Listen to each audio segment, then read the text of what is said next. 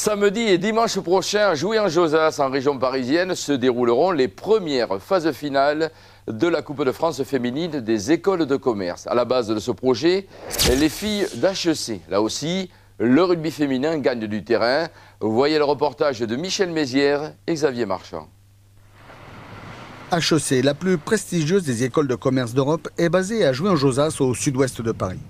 Le campus de 120 hectares abrite 3000 étudiants. On y retrouve Bénédicte, Bérangère et Marine, qui sont aussi membres du FHR, les filles d'HEC Rugby. Créée en 2003, cette équipe de rugby à 7 féminin compte aujourd'hui 30 joueuses passionnées. En 2008, elle décroche le titre de vice-championne d'Île-de-France. Flo, plie les jambes, regarde devant toi, regardez devant. Sur le terrain, préparation physique, engagement, discipline et combat. Des valeurs connues ici. Des valeurs qui entrent dans le projet pédagogique d'HEC. Cherche Camille, cherche, la passe après. Plusieurs fois des séminaires ou des conférences en rapport avec le management pour mêler rugby et management. C'est vrai qu'on voit qu'il y a un fort lien entre les deux, surtout dans les valeurs du rugby, à savoir la détermination, l'esprit d'équipe, tout ce qui est confiance et respect de l'autre et vraiment volonté d'aller de l'avant, volonté de gagner. Et donc ça c'est quelque chose qui se retrouve à la fois dans le management et le rugby, donc ça coïncide tout à fait. Fort de leur succès sportif, nos demoiselles se sont mises en tête d'organiser une Coupe de France des écoles de commerce. Chez les garçons, ça existe déjà, alors pourquoi pas chez les filles? L'idée, une fois germée, a fait son chemin. Le projet a pris corps. Comme toute école de commerce qui se respecte, un budget a été élaboré. Et ça, à HEC, on sait faire.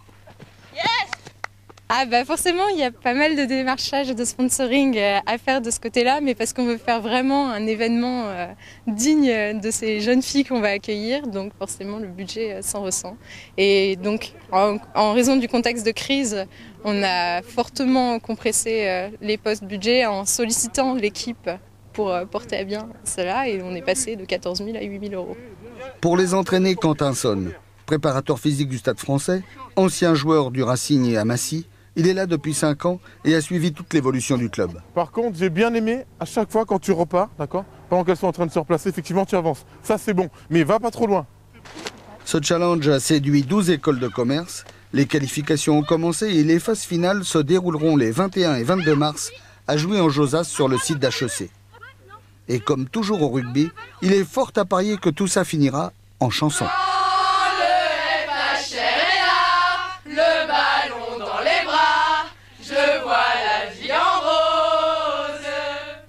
Ambiance garantie le week-end prochain à Jouy-en-Josas. Cet après-midi, ce sont les chœurs anglais qui résonneront à Twickenham, sauf si les Bleus prennent le score. D'où le dicton du jour, à la Sainte-Louise, ne lâche jamais prise. Allez, Angleterre-France, c'est en direct sur France 2.